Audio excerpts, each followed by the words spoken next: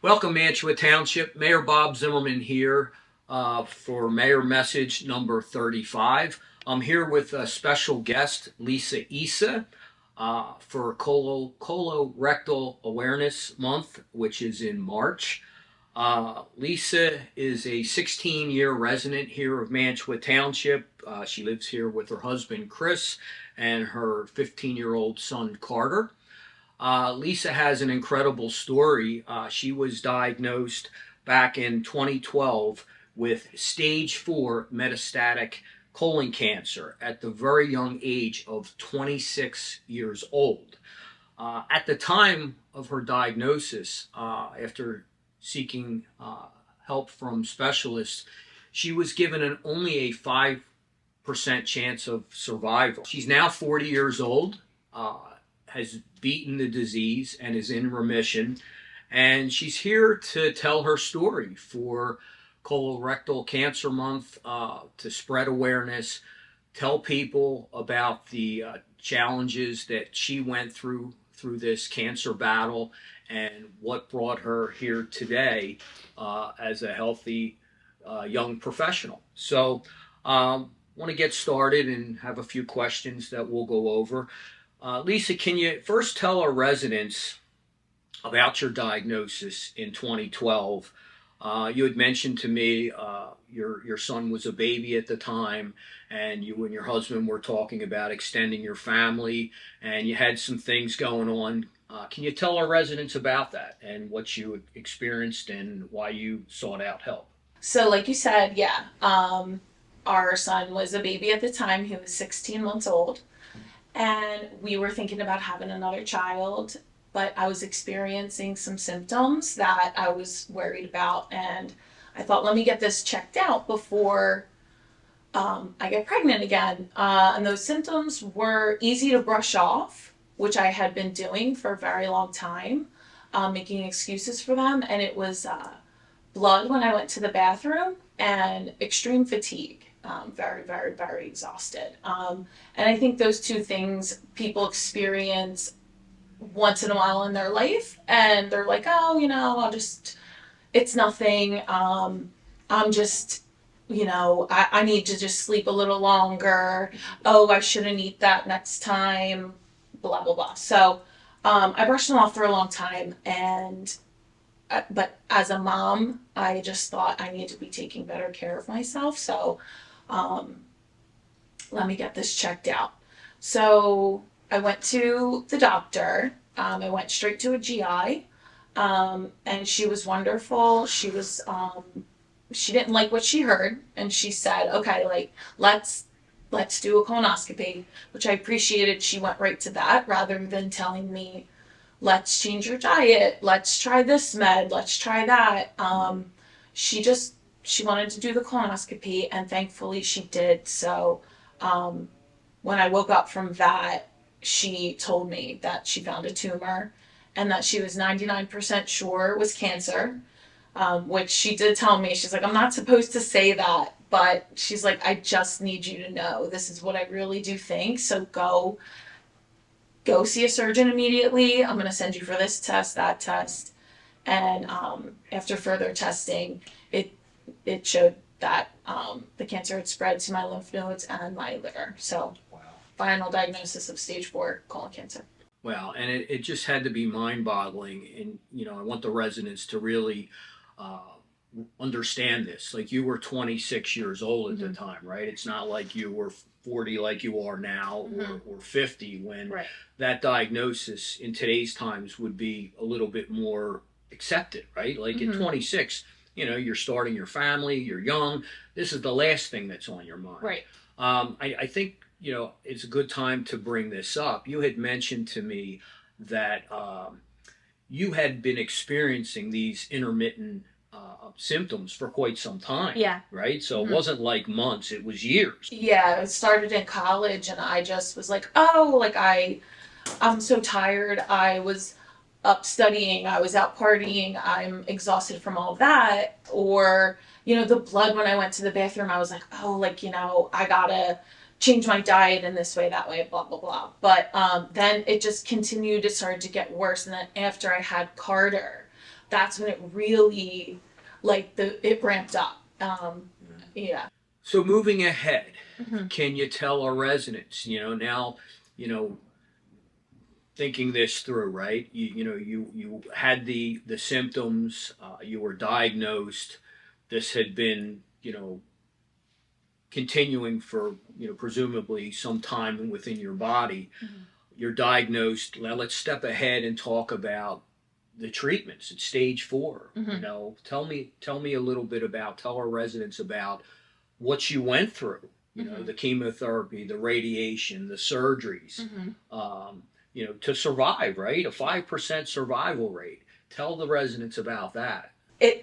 It's a little hard to condense because it was so extensive, but the first step in it was 6 weeks of 24/7 chemotherapy. I got my port put in. I went home with a chemotherapy pump. It was like a fanny pack. And every 15 minutes, it would administer a little bit of chemo. I wore that.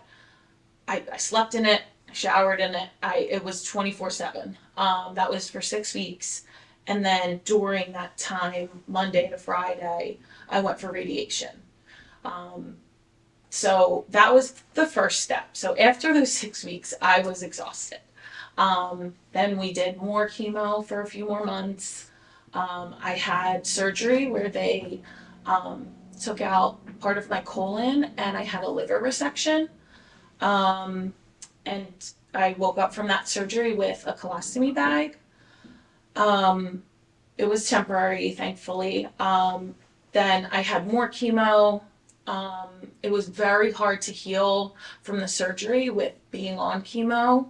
So I ended up with a wound vac for about 4 months. And then that took me to about a year after diagnosis, and everything was looking good. Then I was able to get the colostomy reversed. And then I started feeling sick again. I was like, something's not right. I was having fever, chills. Went to the doctor. Again, they said, we're sorry, but the reversal of your colostomy, it failed. We need to put it back. So they said your body just needs more time to heal. So had that experience. Then while I was in the hospital for that, they were like, and by the way, we found your cancer's back. Was that about a year, if I understand, about a year after you started the treatments after initial diagnosis? A little over a year, yeah. Yeah. It was a little over a year. So then we went back into more surgery, more chemo.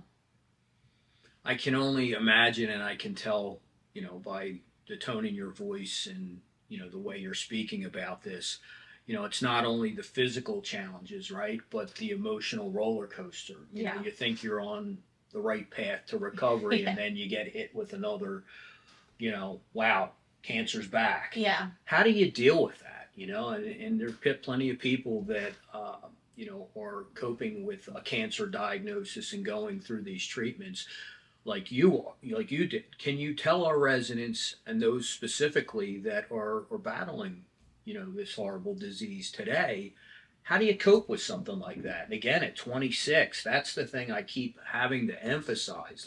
People just don't expect that diagnosis for colon cancer at that young of an age. So how did you deal with that? Honestly, one day at a time. I just would tell myself, well, I'm not dying today, so I just have to get through this one day. And we had so much support. We are so blessed that our families both still live in the area. And they would help us out all the time. They were watching Carter for me. They were cleaning my house, sending food. They were so supportive. It really is just one day at a time. You have to trust your doctors too. You have to know that they are in this for the long haul. They're not like, all right, let's just see how long we can keep her alive. It's no, let's cure her. Okay. And they believed that. They knew my odds were so low, but they would tell me, they were like, no, we're going to cure you. So I believed them. I think, the moral of this story, right? And one of the most important things, you had these symptoms for a period of time, and reality is, if you had symptoms 5, 6, 7 years, whatever it was, prior to that diagnosis, early detection's everything, right? Yeah. You may have caught this earlier and may not have had it evolve into what it Yes. was. So, can you kind of talk about that? And, because that's a big thing, right? Listen to your body. More often than not, some of these cancers are very treatable if they're caught early. Yeah, colon cancer is one of those. If it's caught early, your survival statistics are very high. I don't know exactly what they are off the top of my head. But yeah, it's very treatable, it's very curable. But if it's evolved into later stages, it's not as curable. And yeah, like you said, like listen to your body. If I had gone and sought medical help earlier, I would not have had to go through all of the treatments that I went through. There's a lot of long-term things that I have to deal with now that I definitely wouldn't have to be dealing with. But everything does happen for a reason. Like we were talking before, like I don't want to say the word regret, but I do wish that I had gone to the doctor earlier. Yeah, well, like we talked about, there's a purpose in life, right? And by you telling this story today, hopefully it resonates with people and maybe you help Yeah. somebody. And that's the reason why we do this. So, to kind of sum things up, couple last minute things. What else is there? Is there anything you can tell people to be inspirational? And how are you doing today? Which is important. You look great. How are you doing today? And like you said, is there anything that you want to say that is an inspiration to anybody? So, inspiration feels like the word inspiration doesn't come like naturally. Like it's low key like embarrassing. Like I'm not really feeling like an inspiration, but the reason that I put my story out there and that I talk about it is because when I was diagnosed with stage 4, whatever stage you are, but specifically for me, I sought out survival stories of people who had my diagnosis, and they're very few and far between, naturally. But the ones that I did find, I held on to those stories like they were my own personal survival guide. And I just I promised myself that if I lived, I was going to tell my story because I know that somebody who's stage 4, who's young, however old you are, they look for stories of people who've lived because they want to be that person too. Yeah. People do survive even though it is, your odds are slim. Somebody's got to be that 5%. The odds are better now because this was over a decade ago, but yeah, that's why I tell my story, because I just want to hopefully help someone who is feeling a little hopeless right now, because I want to give hope in situations that do feel hopeless. And that's why I use the word inspiration, because there are people that need that as inspiration. So, listen, I want to thank you for partnering and being willing to do this.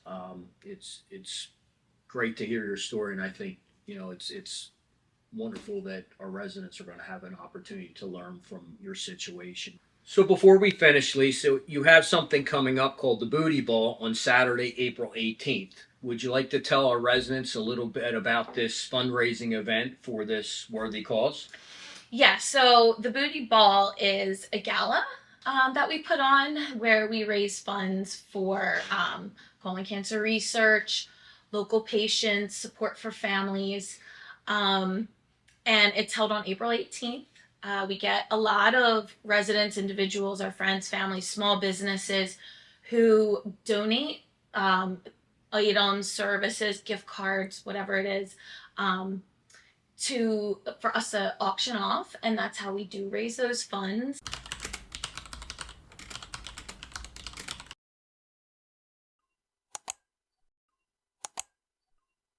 Issa, I want to thank you for coming in today and telling your story to our residents.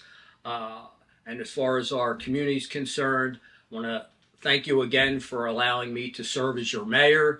And we will obviously continue our service here with honesty, integrity, and trustful leadership. Thank you.